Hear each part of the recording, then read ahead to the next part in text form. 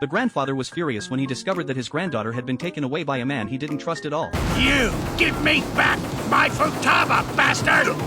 Despite looking like a petite girl who stood only about 5 feet 11 inches, she was already an adult who had spent several years working in the professional world. Because of her small frame, she made a conscious effort every day to dress in a more business-appropriate and mature way. Whenever she saw her taller co-workers, a trace of envy always showed in her eyes, no matter how hard she tried to hide it. At Futaba's company, there was a senior colleague named Harumi who stood out for his tall and solid build. Not only was he physically big, but his voice was loud as well, and he always spoke with a lot of presence. Whenever Harumi noticed Futaba doing a good job, he would casually place his large hand on her head.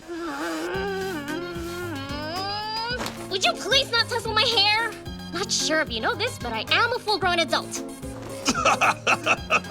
Stop laughing, it is— Harumi often treated her like a child, which left Futaba feeling frustrated and conflicted. Still, she couldn't ignore the fact that he was genuinely kind to her. When they went out together for business trips, Harumi would deliberately slow his pace so she could keep up. When they ate together, he would even order a special lucky set just because it came with a small toy she liked. Harumi also trusted her abilities greatly. He would assign important projects to Futaba alone and never hesitated to praise her openly after meetings. Yes! It's over!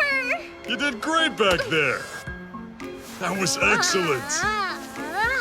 Haven't I already told you? Do not tussle my hair like a toddler! I get it, but your hair's just so easy to tussle. Good grip.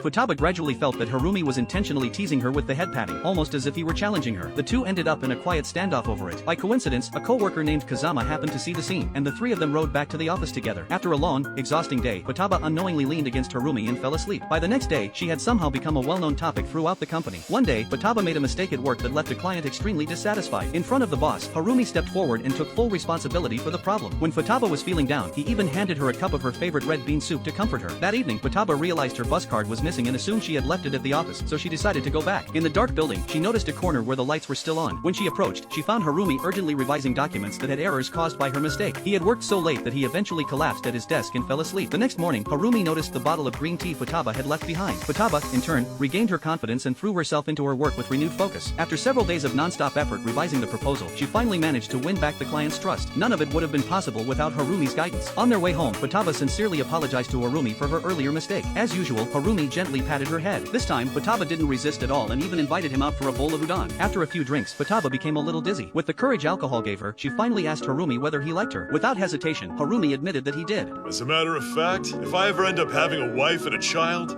I'd want that kid to be just like you. I don't get it. Why couldn't I be your wife?